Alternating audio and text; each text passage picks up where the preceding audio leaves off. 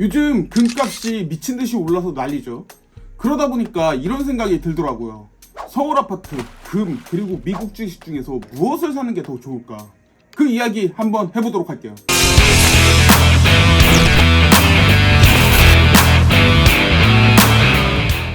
안녕하십니까.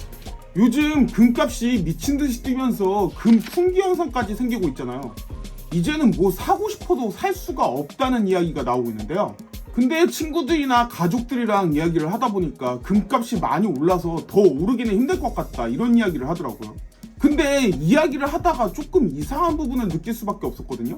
아파트는 아직도 잘 사면 가격이 오를 것 같다고 이야기를 하더라고요. 뭐 틀린 말이 아닐 수도 있기는 한데요. 금은 많이 올랐으니까 가격이 안 오를 거고, 아파트는 왜 가격이 오를 수 있을까, 이렇게 생각을 할까. 금만 많이 오른 게 아니잖아요. 서울의 아파트도 많이 올랐는데요. 거기다가 이런 이야기를 하더라고요. 집은 가격이 안 오르면 그냥 살면 되는데, 그런데 다른 건 가격이 떨어질 수가 있다는 거죠. 들으면서 이거 바보 아닌가라는 생각이 좀 들었거든요. 그래서 한번 준비를 좀 해보았어요. 우리나라 서울의 아파트 가격과 그리고 미국 주식 S&P 500으로 준비를 했고요. 그리고 금 가격에 대해서 어떻게 변하는지 조사를 한번 해봤거든요. 거기다가 코스피까지 같이 집어넣었어요. 뭐 안 봐도 결과는 아시겠지만 코스피가 꼴등이에요. 진짜 우리나라 주식은 안 하는 게 맞는 것 같거든요. 나라를 생각하면 코스피에 돈이 많이 들어가야 나라도 더 발전을 하고 기업들도 발전을 하니까요. 그럴 텐데요. 근데 이놈의 우리나라 기업들은 물적 분할이다 뭐 이런 거 해가지고 뒤통수 많이 치죠. 요즘 코스닥이 많이 오른다고 하잖아요. 최근에 나스닥보다 코스닥이 더 많이 올랐다, 그런 기사도 보았거든요. 근데 다들 아시잖아요. 코스닥 어차피 떨어질 거예요. 전문적으로 그런 쪽에서 단타하시는 분들이나 그런 거 하는 거죠. 저 같은 사람은 그런 거를 못 하거든요. 그래서 저는 코스닥이나 이런 거 오르는 거에 대해서 별로 관심이 없어요. 기본적으로 이제는 우리나라 주식에 대해서는 관심이 안 가요. 이게 기업에서 나쁜 짓 하는 걸 정부에서 좀 잡아내야 되는데 그러고 있지를 않죠. 상법 개정도 맨날 한다 하면서 하지도 않고요. 방시혁이 4천억 뒤로 챙긴 거는 참 할 말도 없어요. 저거 무조건 감옥 가야 되는 일인데요. 전 세계에서 그런 일은 없던 거잖아요. 근데 이거는 주제는 아니니까 일단 뒤로 하고요. 자, 그럼 금이랑 그리고 미국 주식이랑 그리고 코스피랑 그리고 서울 아파트 가격의 상승 추이를 비교하는 걸 그래프로 보여드릴게요. 최근 10년 동안의 수익률을 비교한 그래프거든요. 물론 저거는 평균을 낸 자료이기 때문에 아파트를 어디다 사느냐에 따라서 가격은 변하겠죠. 미국 주식도 마찬가지고요. 뭐를 사느냐에 따라서 이야기가 좀 달라지겠죠. 근데 뭐 S&P 500 ETF를 샀다고 가정을 한번 해볼게요. 그래서 최근 10년 동안 수익률을 비교해보면 이런 식으로 그래프가 나와요. 사실 그래프를 보시면 아시겠지만요, S&P 500의 수익률이 가장 좋아요. 최근에는 아파트보다 금의 수익률이 더 높아진 걸 볼 수 있죠. 그리고 코스피는 저 밑에 박혀 있잖아요. 뭐 예상이 됐던 거죠. 뭐 21년에 서울의 아파트 가격의 수익률이 엄청 뛴 걸 볼 수 있거든요. 이때 코로나로 자금이 풀린 게요, 아파트에 많이 들어가면서요, 아파트 가격이 미친 듯이 뛰어요. 근데 가만히 보면 아시겠지만 아파트만 가격이 뛴 게 아니에요. 코스피도 뛰었고요, S&P 500도 뛰었죠. 다만 이때 금 가격은 딱히 오르지 못했죠. 결국 이 시기에 아파트 가격이 치솟는 걸 사람들은 보게 되었죠. 그리고 아파트라는 건 사실 가격이 떨어져도 그냥 살면 되니까 크게 무리되지 않는다, 이렇게 생각을 하는 거죠. 손해볼 일이 높지 않다라고 생각을 하는 거예요. 일단 살아야 될 집은 필요한 상황이고요. 우리나라는 아파트를 좋아하다 보니까 서울의 아파트 가격은 쉽게 떨어지지 않을 거다, 이렇게 생각을 하는 거죠. 그러니까 아파트에다 투자하는 게 가장 현명한 투자다, 이렇게 생각을 하는 거고요. 실제 뭐 유튜브를 봐도 부동산 방송이 엄청 많잖아요. 그런 거 보면 우리나라가 얼마나 아파트에 관심이 많은지 잘 알 수 있죠. 그러다 보니까 이제 집을 못 사면 영영 못 사는 게 아니냐, 그런 소리도 나왔던 게 21년이에요. 그러면 이게 10년 동안의 가격 변화고요. 20년 동안의 가격 변화도 한번 보실게요. 이걸 20년으로 늘려놓으면 가격 변화가 어떻게 될까요? 그래프는 이렇게 되는데요. 아, 그리고 이 그래프에서 시작이 왜 똑같은 데서 하냐고 물어보시는 분들이 있을 것 같거든요. 수익률 변화로 만든 그래프라서 그래요. 같은 금액을 투자했을 때 수익률이 어떻게 되느냐라는 걸 나타낸 그래프거든요. 그러다 보니 처음 시작점이 다 똑같은 거죠. 큰 차이는 없는데요. 2008년에 S&P 500이 쭉 내려가는 게 보이죠.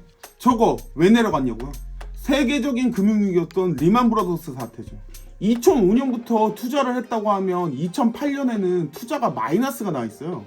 S&P 500, 코스피가 다 마이너스인 걸 보실 수 있는데요.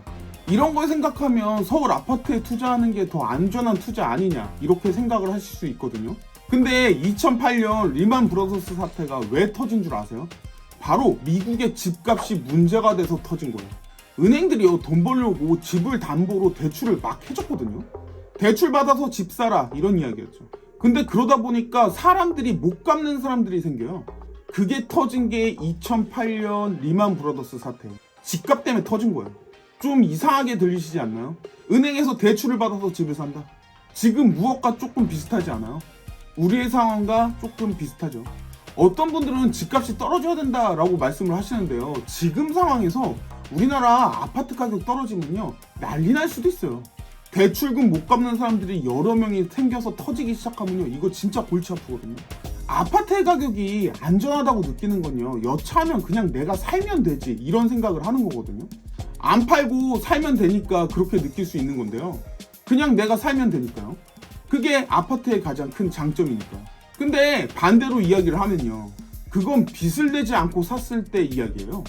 빚을 내서 사야 하는 상황이 생기면요, 내가 살고 싶어도 계속 살 수 없는 상황이 나올 수도 있어요. 최소한 빚의 이자라도 내야 되는데요, 그 빚의 이자를 감당하지 못하면 못 사는 거죠. 자료를 하나 더 보여드리면요, 이건 앞에서 보여드렸던 10년 동안의 수익률 비교거든요. 근데 거기서 서울 아파트를 서울 집으로 바꾼 거예요.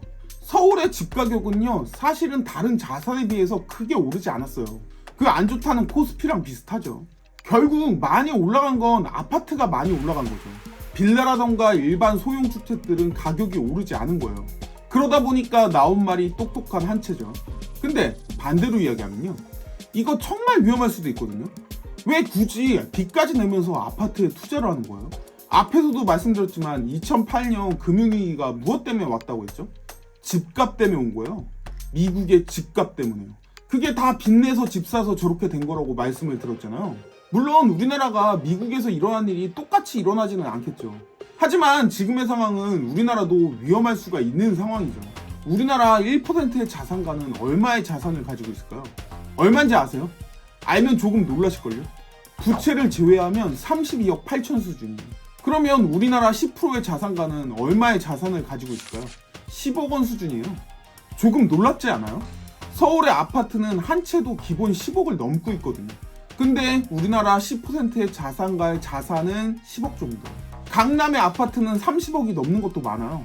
근데 우리나라 1%의 자산의 금액은 32억 8천이죠. 결국 저 아파트의 금액은 다 빚더미 위에서 생긴 거구나 라는 생각이 들 수 있는 거죠. 아닌 분들도 있겠지만 대부분의 사람들은 사실 다 빚내서 산 거예요. 앞에서도 말씀드렸지만 빚을 내서 아파트를 사는 건 매우 위험할 수도 있어요. 그런 상황에서 빚을 내지 않고서 아파트를 산다? 웬만한 사람들은 그렇게 아파트를 살 수 있지가 않거든요. 가격이 떨어지면 그냥 살 수 있으니까 안전하다? 그건 대출을 안 받고서 샀을 때 이야기죠. 대출금이 있는데 어떻게 거기서 그냥 살 수가 있어요. 대출금을 못 갚으면 거기서 살 수가 없는 거죠.